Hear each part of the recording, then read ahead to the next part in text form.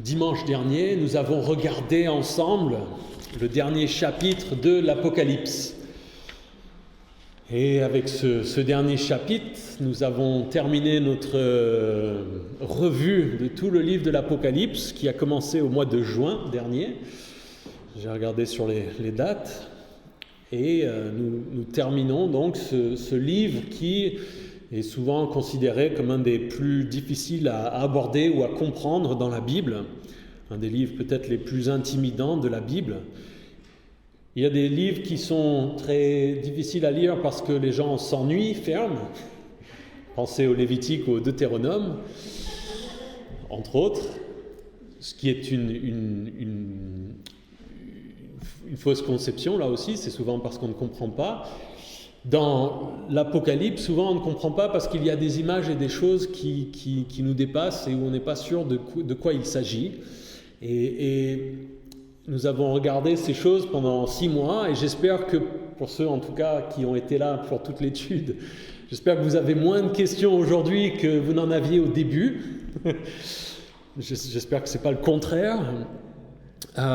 Et ce matin, je voulais faire un survol à nouveau de ces choses pour essayer de vous aider à bien les ancrer dans votre esprit, ces choses que nous avons regardées pendant 6 mois, de survoler un petit peu, de se rappeler rapidement un peu tout ce que nous avons vu pour essayer de faire en sorte que les choses restent.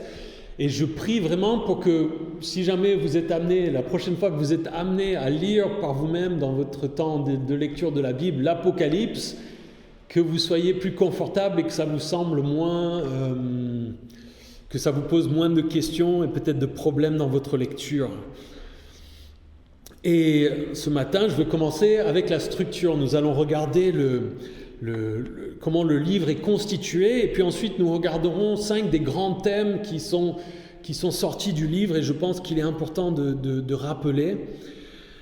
Et l'Apocalypse est un livre qui est très intéressant parce qu'il commence au chapitre 1 avec un plan qui est inspiré par Dieu directement dans le texte.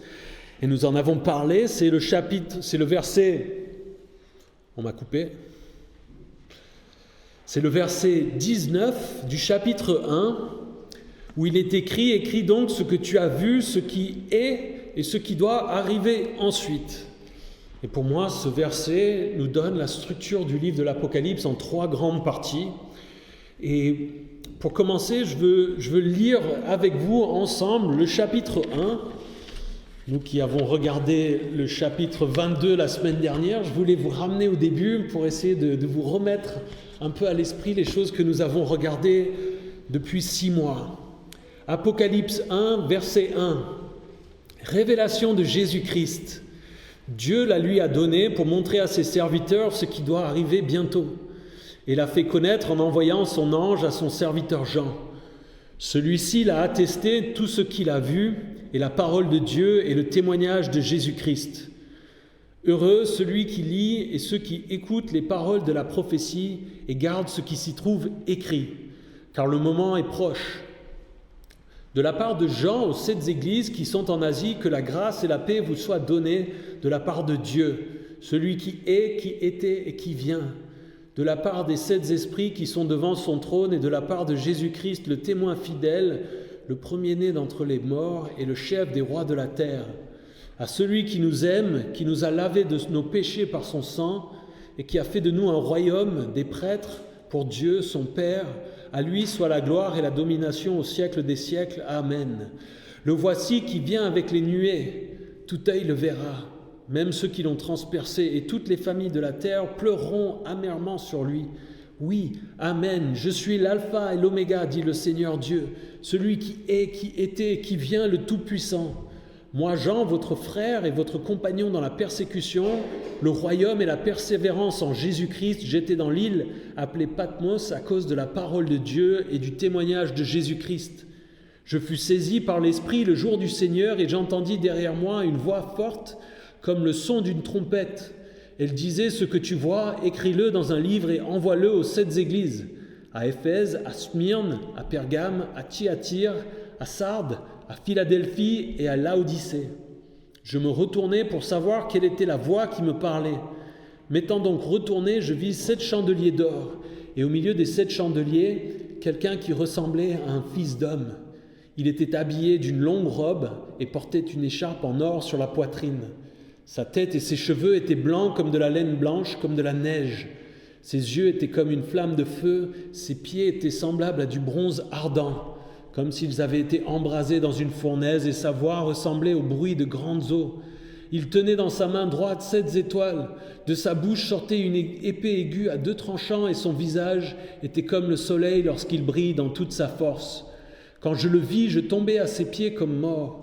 Il posa alors sa main droite sur moi en disant « N'aie pas peur, je suis le premier, le dernier, le vivant. J'étais mort et voici, je suis vivant au siècle des siècles. Je détiens les clés de la mort et du séjour des morts. Écris donc ce que tu as vu, ce qui est et ce qui doit arriver ensuite. Quant au mystère des 7 étoiles que tu as vu dans ma main droite et des 7 chandeliers d'or, le voici. Les 7 étoiles sont les anges des 7 églises et les 7 chandeliers sont les 7 églises. » Amen. Nous voyons donc dans ce chapitre 1, au verset 19, ce verset écrit donc ce que tu as vu, ce qui est et ce qui doit arriver ensuite. Et nous avons regardé ensemble le fait que ce que tu as vu, cette première partie, était simplement cette vision au chapitre 1 de Jésus dans sa gloire. Et nous allons en reparler dans les thèmes qui vont suivre. Mais c'est la première partie et ce que Jean a vu. Ensuite vient ce qui est. Et pour moi, il s'agit des chapitres 2 et 3. Ces chapitres 2 et 3 contiennent 7 lettres qui sont adressées à 7 églises. Ces 7 églises existaient au moment où Jean écrit, au 1er siècle, et se trouvaient dans ce qui est aujourd'hui la Turquie moderne. Et nous avons regardé ces lettres en détail ensemble, et elles sont dictées à Jean par Jésus, et nous avons regardé le fait qu'elles s'adressaient aux églises dans leur contexte historique, mais qu'il y avait aussi un message qui était adressé à l'église au cours de l'histoire, dont nous faisons partie, l'église depuis le moment où Jean a écrit et jusqu'à aujourd'hui.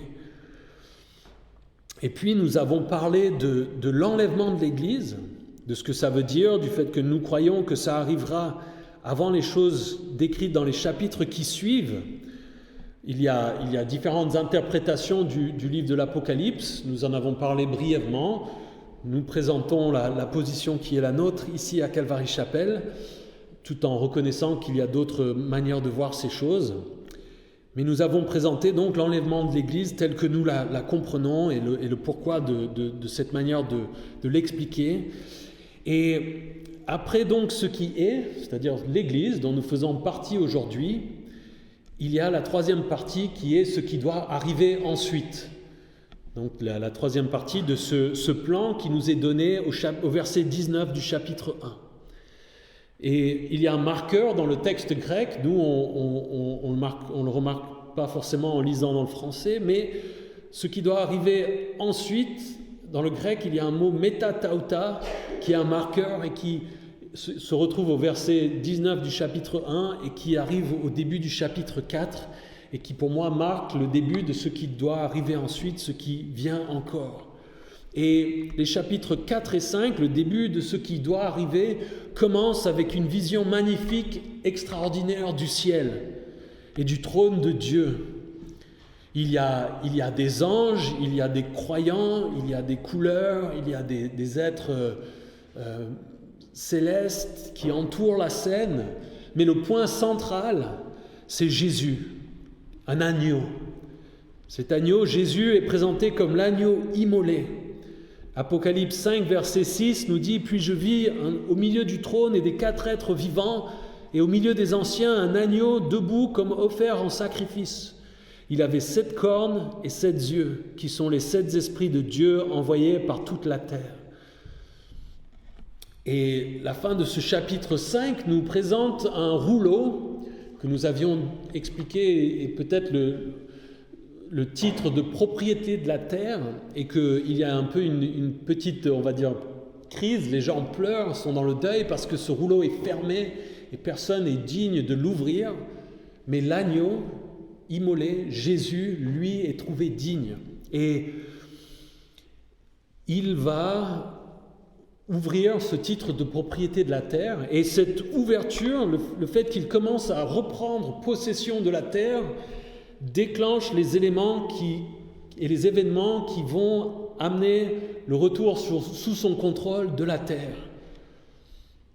Et cette description des événements qui commencent lorsqu'il commence à ouvrir ses sceaux sur ce titre de propriété de la terre commence au chapitre 6, et nous avons du chapitre 6 au chapitre 19 la description de ce que nous appelons la grande tribulation.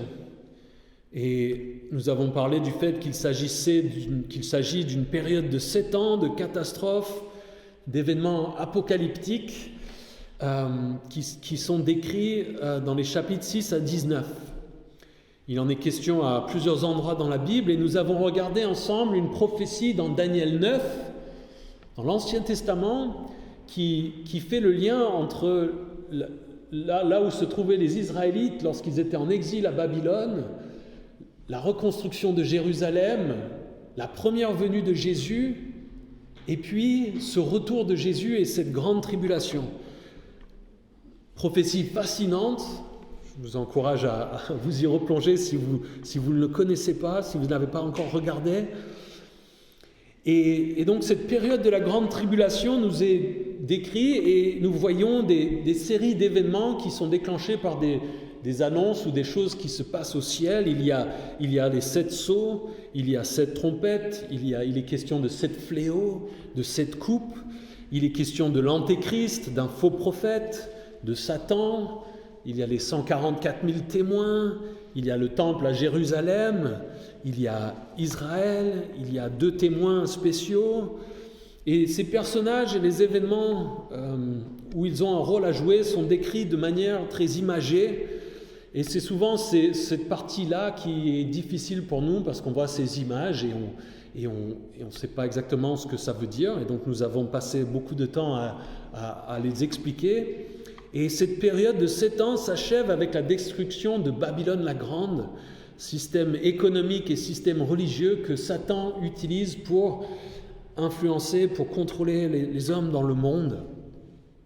Et cette période se termine lorsque Jésus revient dans toute sa puissance et sa gloire sur terre.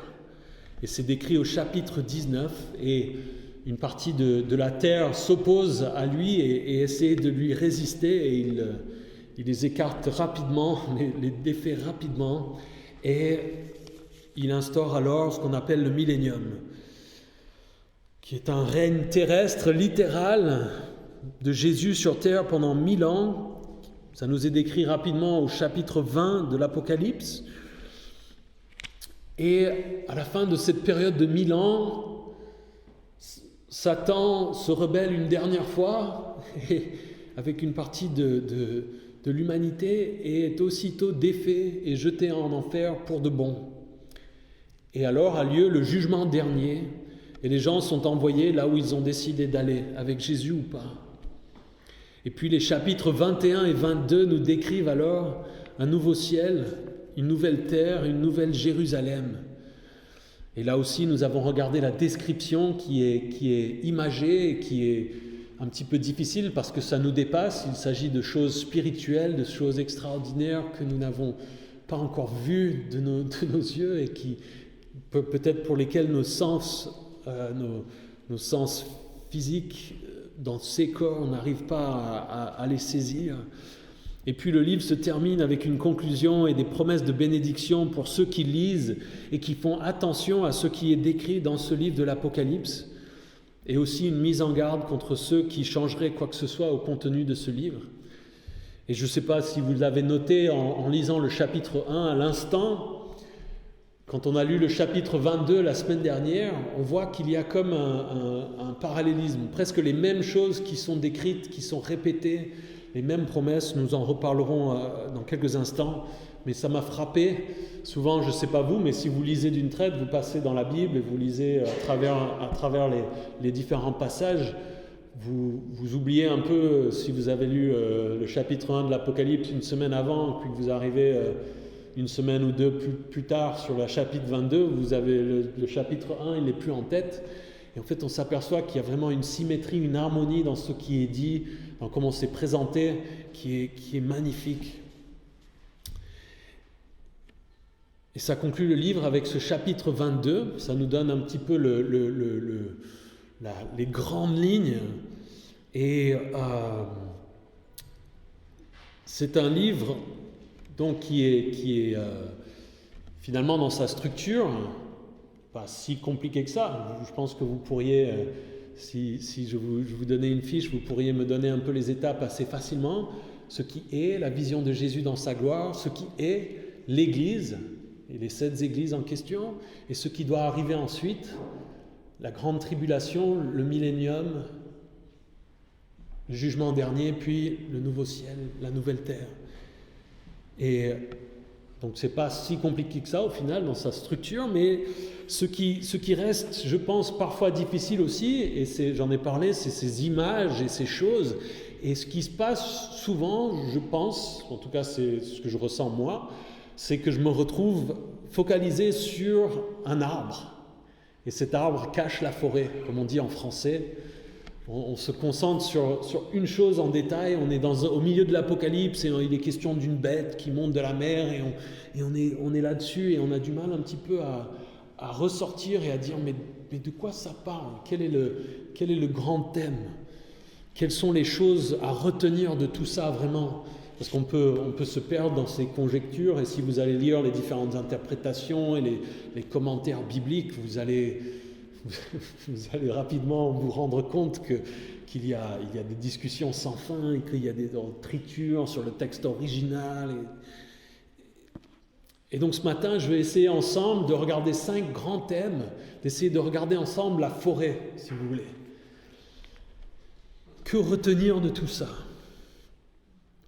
Et la première chose, évidemment, c'est le cas pour toute la Bible, mais l'Apocalypse peut-être d'autant plus, c'est un livre qui nous parle de Jésus, premièrement. Et ce livre de l'Apocalypse complète l'image, l'impression, la description de Jésus d'une manière puissante et impressionnante. Et je m'attarde là-dessus parce que je pense que c'est important. Je pense que c'est important pour nous en tant que chrétiens et aussi pour nos contemporains qui ne croient pas en Jésus. Et je veux essayer de vous faire réfléchir à cette idée. Est-ce que vous avez déjà eu une situation où, je ne sais pas, vous avez rendez-vous avec quelqu'un d'important ? Et, je ne sais pas moi, ça peut être pour un entretien d'embauche, ça peut être si vous allez à la banque, vous voulez rencontrer un banquier pour emprunter de l'argent, ou peut-être que vous avez rendez-vous avec quelqu'un que, je ne sais pas, vous devez rencontrer pour un ami, ou peut-être même de manière fortuite, vous rencontrez quelqu'un et vous vous trompez sur l'importance, sur la stature de la personne. C'est quelque chose qui est souvent utilisé, c'est un peu quelque chose dans les films et dans les livres qui est une manière assez fréquente, je dirais, de présenter les choses, les situations, d'avoir quelqu'un qui au final a l'air petit et pas très fort, et puis on s'aperçoit en fait que c'est lui le patron et c'est à lui qu'il faut parler. C'est cette idée que vous avez en tête une image de quelqu'un. Vous allez, je ne sais pas, vous allez à un entretien d'embauche, on va partir là-dessus, et vous savez que vous devez rencontrer une personne importante dans l'entreprise qui doit discuter avec vous pour vous embaucher. Et vous vous présentez au lieu de rendez-vous et il y a quelqu'un qui a l'air pas important.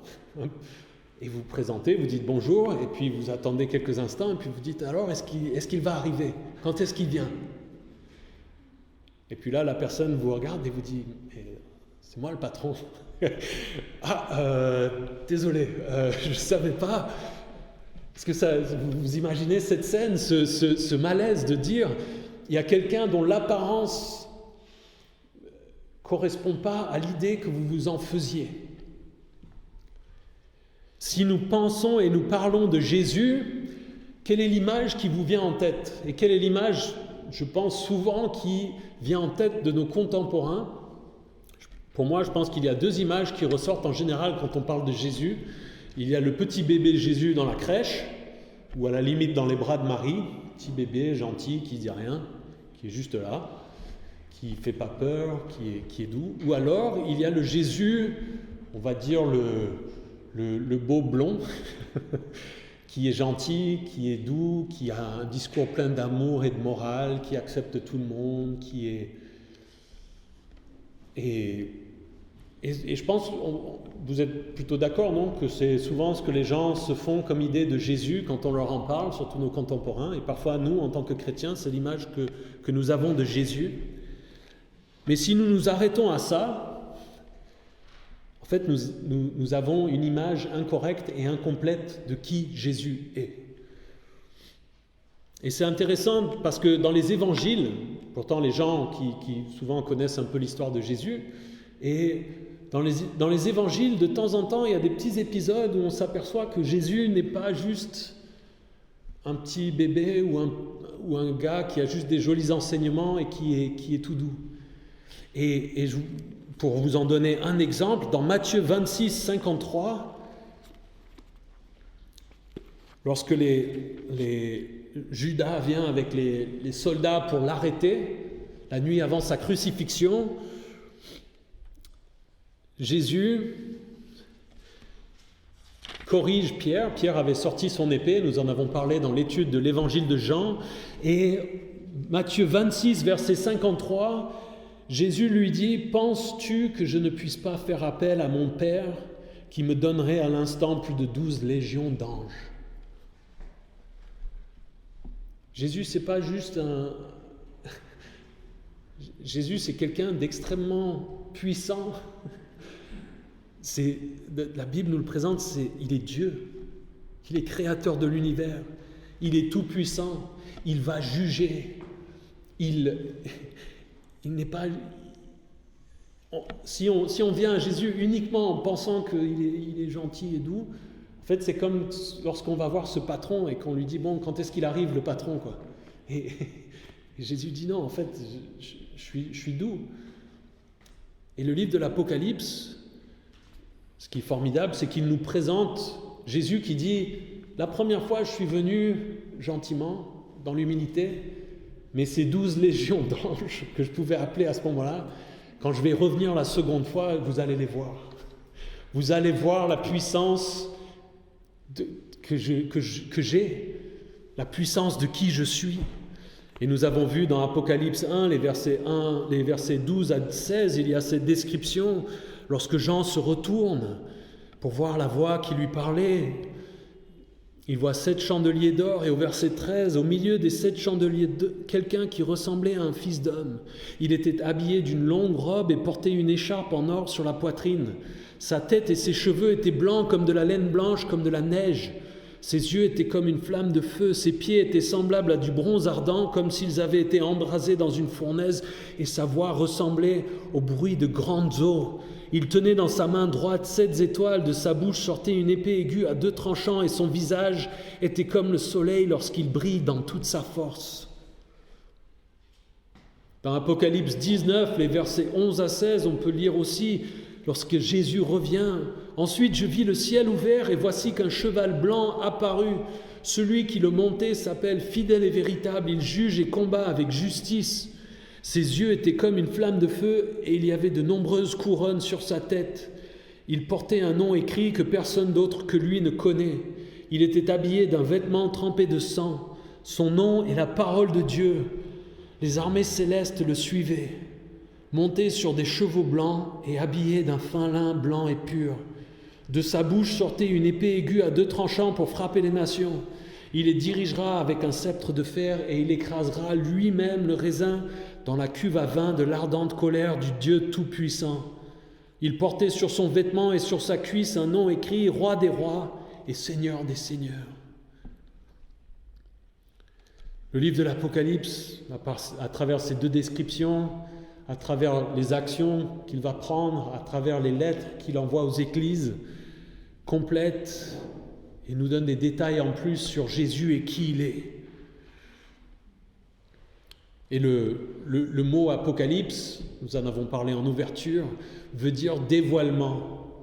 C'est le mot qui serait utilisé dans le passé, quand sur la place d'une ville, lorsqu'on avait une statue et qu'il y avait un voile qui couvrait la statue, et qu'il y a la cérémonie pour montrer la nouvelle statue qui est installée sur la place de la ville, et il y a le maire et ses adjoints et les citoyens, et le maire coupe le ruban, et puis le voile tombe. Apocalypse, le mot dans le grec, ça veut dire ça, c'est dévoilement. C'est comme si le voile était enlevé, et on voit Jésus plus parfaitement, plus mieux, si je puis dire. Et Jésus, évidemment, est digne d'être considéré différemment, séparément des autres hommes. Il est Dieu. Il est le plus important. Et à la fin de nos vies, nous allons être mesurés par rapport à notre relation à lui. Est-ce que je crois en lui pour être sauvé ou pas? Est-ce que je suis son disciple ou pas? Est-ce que je suis avec lui ou contre lui? Et donc pour moi, ça c'est le thème central. Et ce que vous devez, si je vous encourageais à ne retenir qu'une chose, c'est à méditer sur Jésus, sa puissance, et que ça vous encourage. Si vous êtes ses fidèles, ses disciples, que ça vous motive aussi dans votre obéissance et dans comment vous vivez vos vies. Et avec cette idée de comment nous devons vivre nos vies, le deuxième thème important pour moi, c'est la question de l'imminence de la fin. L'Apocalypse, nous l'avons lu ce matin déjà, nous parle souvent de ces choses comme devant arriver bientôt. Et on a parlé du fait que ça pouvait aussi être traduit par le mot soudain, que ces choses vont arriver soudainement. Et c'est un thème central dans le Nouveau Testament. L'imminence de la fin. Jésus en parle souvent dans les évangiles et les autres auteurs aussi, mais l'Apocalypse est peut-être l'endroit où c'est le plus marqué. Et on voit d'ailleurs, ce que je vous disais, que le livre commence et se termine avec presque la même exhortation. Apocalypse 1:3 nous dit « Heureux celui qui lit et ceux qui écoutent les paroles de la prophétie et gardent ce qui s'y trouve écrit, car le moment est proche. » Et puis dans Apocalypse 22, au versets 6 et 7, on peut lire « Il me dit, ces paroles sont dignes de confiance et vraies, et le Seigneur, le Dieu de l'esprit des prophètes, a envoyé son ange pour montrer à ses serviteurs ce qui doit arriver bientôt. Voici, je viens bientôt, heureux celui qui garde les paroles de la prophétie de ce livre. » Et nous pouvons lire évidemment ces choses, et les choses dans la Bible, et il y en a certains qui les lisent avec une pointe d'ironie en disant « Nous sommes là depuis 2000 ans et on est toujours... Finalement, l'idée que ça arrive bientôt, c'est peut-être une erreur. » Mais nous l'avons lu dans 2 Pierre 3, Pierre explique que c'est que Dieu patiente pour que les hommes puissent être sauvés. Il donne du temps par amour, il attend, il retarde l'échéance le plus possible. Mais qu'une fois que ces choses vont se déclencher, vont s'enclencher, ça va être soudain. Et pour nous, en tant que chrétiens, si nous sommes disciples de Jésus, on peut résumer l'idée ainsi. Nous devons vivre nos vies comme si elles allaient se terminer maintenant, soudainement. Nous devons être à chaque instant prêts pour le retour de Jésus, à chaque instant prêts à nous tenir devant Jésus et à rendre compte de qui nous sommes et de comment nous vivons. Et c'est ce que la Bible nous présente, et le Nouveau Testament surtout.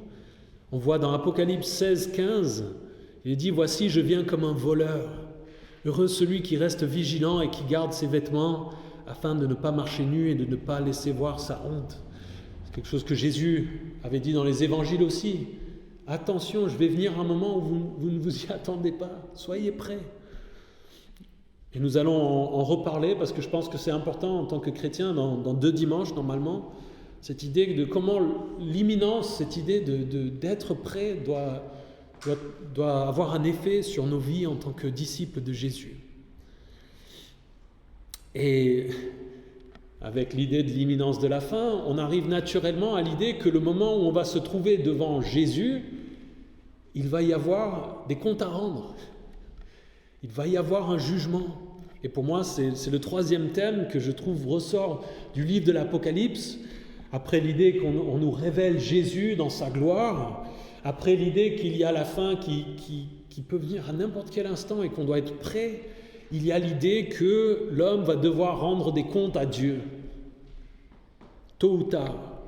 Et ne pas s'en rendre compte est dangereux pour sa destinée éternelle. Dieu est saint et l'homme est libre de choisir. Le jugement dernier va arriver. Et sans doute beaucoup plus tôt, beaucoup plus rapidement que ce que nous imaginons. Nous en avons parlé dans Apocalypse 21, dans Apocalypse 22. Et c'est sans parler du jugement et de la colère de Dieu qui se déverse sur la terre pendant la période de la grande tribulation. Mais le jugement vient. Et au final, la question, encore une fois, ça va être quelle est notre relation à Jésus. Et suivant le jugement qui va être adressé, suivant si nous sommes avec Jésus ou pas, il y aura alors une éternité au ciel ou pas. Et c'est le quatrième thème, je trouve, qui ressort aussi, c'est le ciel et l'éternité avec Dieu, notre condition éternelle. L'éternité se présente face à nous dans l'Apocalypse, et finalement c'est assez vertigineux quand on s'arrête et qu'on essaye d'y penser. L'idée de l'éternité, c'est quelque chose que nous avons tellement de mal à concevoir. La Bible nous dit, nous avons une âme éternelle et nous sommes créés pour être soit avec Dieu pendant l'éternité, comme il nous a créés, soit pas. Et l'Apocalypse nous le présente de manière assez claire. L'idée, c'est que ceux-là vont être envoyés en enfer pour l'éternité. Et ce ciel, ce que ça sera, l'espérance que ça doit représenter, la relation avec Dieu qui nous est promise, la relation avec Jésus que nous aurons au ciel, c'est quelque chose qui est central à la foi chrétienne. Et c'est une grande partie du pourquoi de notre foi en Jésus.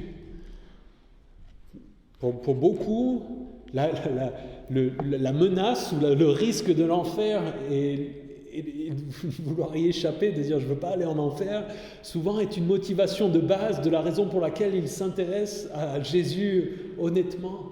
Et parfois c'est un petit peu, on va dire, la mauvaise motivation, si on veut. La Bible nous présente Jésus qui doit être une motivation positive, mais parfois nous avons besoin d'une motivation, on va dire, de peur pour nous pousser vers Jésus. Et j'aime bien les mots d'un certain C.S. Lewis, un théologien anglais, qui trouve que c'est un petit peu comme avec un étudiant, un enfant qui apprend. Quand un enfant apprend et est à l'école au début, sa motivation, ça va être la peur de la punition, la peur des parents, des choses comme ça, qui vont le motiver à étudier des choses. Mais ce C.S. Lewis, qui a étudié, qui était un érudit en grec, en latin, en langues anciennes, et qui lisait ça, disait au début, quand j'apprenais le grec et le latin, je le faisais parce que sinon j'allais prendre des coups de bâton. Lui, à l'époque où il vivait, c'était un peu plus sévère qu'aujourd'hui. Et il disait, mais avec le temps, je me suis aperçu que je me délectais de ces choses que j'étudiais. Et je pense que parfois la vie chrétienne est de la même chose. Les gens viennent et disent « Oh, j'ai peur de l'enfer, je ne veux pas aller en enfer ». Et donc ils essayent d'obéir, de faire les choses qu'il faut, de dire « je vais suivre Jésus, je vais essayer de plaire à Jésus parce que je ne veux pas aller en enfer ». Et puis au final, ils s'aperçoivent de combien Jésus est bon, de combien il y a de bonnes choses en Jésus. Et en fait, après, ça se transforme en amour. Et le fait de dire « Non, ce que je ne le fais pas par peur maintenant, mais je le fais parce que j'aime Jésus ». Et donc ce ciel est central et nous allons vivre avec Dieu, avec Jésus directement. Normalement, nous allons voir dimanche prochain, Pierre va nous parler du ciel, de ce que ça sera. On ne sera pas tout seul avec notre harpe dans un coin pour l'éternité, comme nous l'avons déjà dit. Mais la relation avec Dieu, la relation avec Jésus va être centrale et va nous pousser à passer, je pense, le gros de l'éternité à le louer. Et pour moi, c'est le 5e point qui est central à l'Apocalypse, c'est la louange. Il y a la révélation de Jésus-Christ, l'agneau sur le trône, il y a l'imminence de la fin, il y a le jugement à venir, il y a le ciel, l'éternité avec Dieu, et il y a la question de la louange. Et c'est un livre qui nous révèle Jésus dans sa puissance et sa gloire, et qui nous montre, on va dire, le plan de Dieu pour l'humanité, pour l'achèvement de son plan avec l'homme.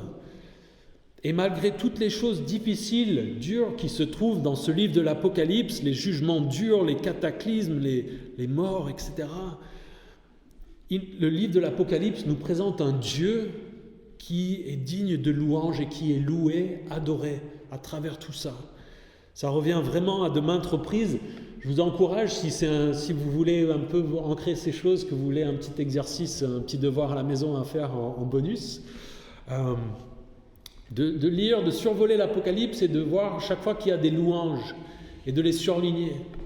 Moi j'ai trouvé, je vais vous donner la liste, Apocalypse 1, les versets 4 à 6, Apocalypse 4, les versets 8 à 11, Apocalypse 5, les versets 8 à 14, Apocalypse 7, les versets 9 à 12, et ensuite les versets 15 à 17 du chapitre 7, Apocalypse 11, les versets 15 à 19, Apocalypse 12, les versets 10 à 12, Apocalypse 14, les versets 1 à 3, Apocalypse 15, les versets 3 à 4, Apocalypse 18, 20, Apocalypse 21, 3 et 4, Apocalypse 22, verset 3. Et puis, peut-être le sommet de tout ça, le passage dans Apocalypse 19, avec les Alléluia dont nous avons parlé.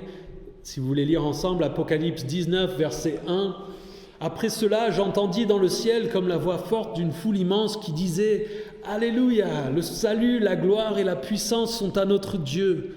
Oui, ses jugements sont vrais et justes, car il a jugé la grande prostituée qui corrompait la terre par son immoralité, et il a vengé ses serviteurs en lui redemandant leur sang qu'elle avait versé.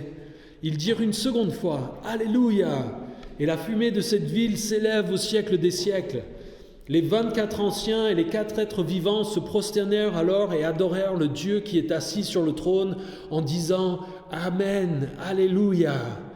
Une voix sortit du trône et dit « Louez notre Dieu, vous tous ses serviteurs, vous qui le craignez, petits et grands. » Et j'entendis comme la voix d'une foule immense. Elle ressemblait au bruit de grosses eaux, au grondement de forts coups de tonnerre, et elle disait « Alléluia !» Car le Seigneur, notre Dieu Tout-Puissant, a établi son règne. Réjouissons-nous, soyons dans la joie et rendons-lui gloire. Car voici venu le moment des noces de l'agneau, et son épouse s'est préparée. Il lui a été donné de s'habiller d'un fin lin éclatant pur. En effet, le fin lin, ce sont les œuvres justes des saints. Dieu le Père, Jésus, Dieu le Fils et Dieu le Saint-Esprit sont dignes de toutes nos louanges. Et donc, si